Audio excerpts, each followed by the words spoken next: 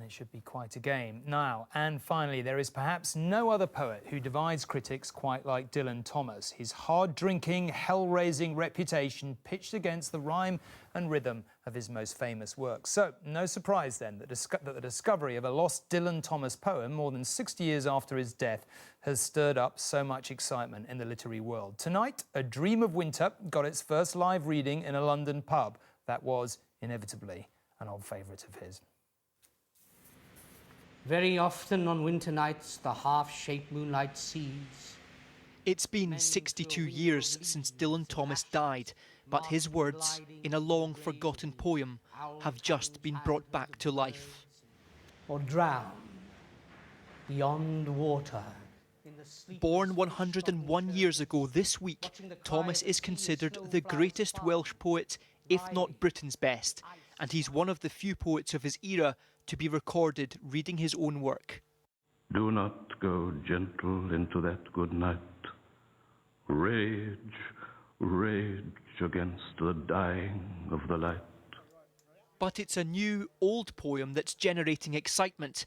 A Dream of Winter slipped into obscurity after publication in 1942 in an American periodical that went out of print. Its rediscovery came about by complete accident, but it could hardly have fallen into better hands. A former teacher of mine had a copy of it, torn out from the magazine. When he noticed it wasn't in my new edition of the poems, he wrote to me and said, "Why haven't you included it?" I didn't have an answer. This poem also offers something completely unique, the chance to see the images that inspired the words. For me, it was like opening up sort of Pandora's box of Dylan Thomas's sort of mind's eye, because you see all these images which he's directly referring to. The first reading tonight was in the Wheatsheaf in London, and even that's rather poetic. This is the pub in which Dylan Thomas used to drink in London. He would often be seen standing somewhere around this bar with a beer in hand. He had a reputation for being a hard drinker, and he'd obviously had a few when he met the love of his life, Caitlin McNamara, here in April 1936, because the story goes, on their first meeting, he put his head in her lap and looked up at her. He told her she had cornflower blue eyes and golden locks, as a poet does, but she was obviously impressed because they were married within a year. It is testament to Dylan Thomas that 79 years on, he's still impressing people here with his poetry. Staring at the London wheels.